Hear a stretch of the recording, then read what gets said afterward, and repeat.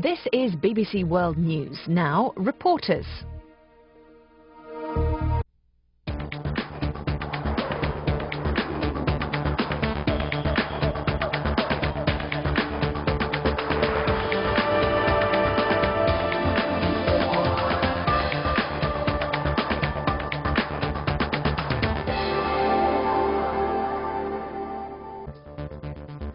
Neighbourhood Watch, Amazon style. Paulo Cabral visits the families who have paid to protect the rainforest against deforestation. Hello, welcome to Reporters. I'm Zainab Badawi. One of the biggest issues at the Copenhagen Climate Conference is REDD. That's reduced emissions from deforestation and degradation. Deforestation is responsible for 17% of global carbon emissions. The Amazon in particular is under pressure. Almost a third of its trees could be gone by the middle of this century.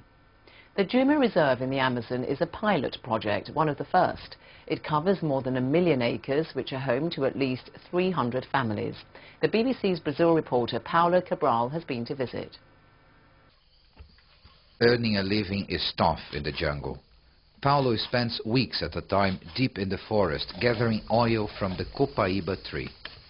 It's highly valued for its medicinal properties, but Paulo gets very little money for it. Since the REDD project began, the family has had another source of income. Paulo's wife, Valda, is on her way to pick it up.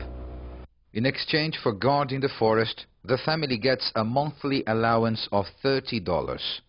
This is a very welcome boost to the family budget. Aqui só uma ajuda, né? We need help not to destroy the forest. If help doesn't come, we will have to cut down trees. Se ajuda é o jeito de a gente derrubar, né? A floresta, né? The community also gets financial help to boost infrastructure. In return, villagers have promised not to cut down trees, and agricultural practices are closely monitored. Locals have recently burned this area to grow manioc. They make a flour from its roots, which is a very important food here. They've been growing crops this way for centuries. The aim of this project is to change this kind of behavior and create more sustainable ways for communities to live in the jungle. It's also to turn villagers into guardians against the real villains, the big farmers and loggers, who are attracted by the roads. But Juma is not cheap to run. It costs $500,000 a year, and it would take billions to expand this program across the Amazon. Given the size of the Amazon, it's impossible to have police all over the place. But since we have communities all over the place, they can become a source of control. Paulo's family are grinding manioc, so they have something to eat. They already realize they have another task, to protect their corner of the Amazon.